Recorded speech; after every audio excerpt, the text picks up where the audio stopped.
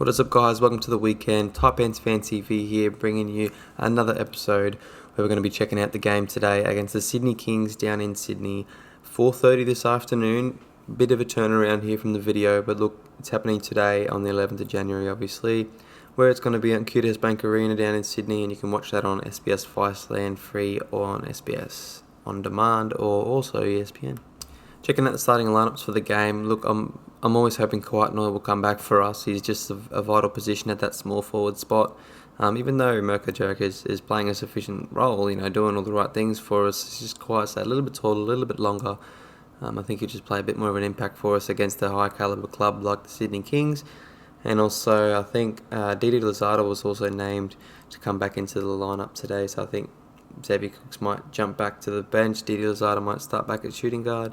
I just made this before that announcement. So, look, we'll move on to the must-see matchup of the game. It's going to be Casper Ware and Scott Machado. My opinion, this is the MVP race. Even though Casper Ware is not having a good shooting year, he's leading this team to win, sort of. I guess he's being the general he's always been for any club he's been at. And Machado is showing that, but Casper Ware's been doing that. Obviously, the stats don't show.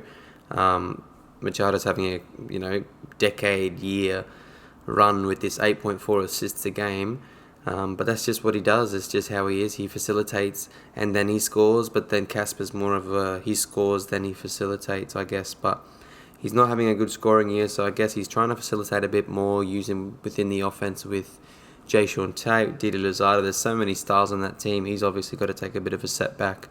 But Scott Machado, he's one of our three biggest playmakers and one of our three biggest scorers. So this is going to be a key matchup. I don't think Casper Ware is going to shy away. I don't think Scott Machado is going to shy away. We came in there last time, beat him up, and I don't think that Casper Ware liked that. Moving on to the key points of the game, I really think the mid-range game is going to be utilised a lot in this game, because I think with their bigs play low off the on-ball screens. They sort of sit back a lot. It's been highlighted from guys like Homicide and on the NBL Overtime show, where Bogut just sits back in the key. He doesn't really show up into the mid-range spots. So our guys like Newbill and Machado are going to be able to get into those spots and just make buckets. And if Kawhi Noy's there, he'll make buckets. Mirko Jeric, Majuk, Dang, everyone can get to the mid-range. In our team, we can all put the ball on the floor and knock down that mid-range shot. And as also there, we attacked that last game in our win, and DJ Newbill came up with 30 points, I think it was. So it does show we were able to make a three, make a mid, and get to the rim. But in saying that, we got to space the floor as well. As much as using the mid-range game, we've got to space the floor out, I believe anyway, for our guys to attack and have that space and freedom. So then if their defense does help, there's a kick out, there's an extra pass, there's a rotation, there's a cutter, or whatever that could happen. So if we space the floor at the start, come off an on-ball, really find those gaps, and then attack off those reactions, what the defense does, we can easily be able to make buckets here down in Sydney. It's a big arena. I'm sure everyone loves playing under the bright lights. So, and like I said before, Newbill and Machado will be able to create those opportunities, if not score themselves. But also we've got to limit our fast break. So in saying that, if we do come down and just be a bit slack with our offense or just throw a bad pass, these guys will jump on it and they will punish us. So we've got to be 100% today.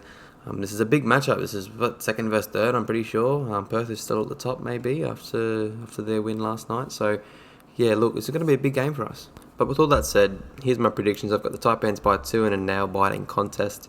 Look, I think both teams are going to score under 90 points. It's going to be very defensive. A lot of shots are going to be missed. A lot of turnovers are going to be made. Cameron Oliver's going to come up with a double-double. I'm hoping he's going to stretch the floor, knock down some threes this game. Last game he didn't really knock down as much.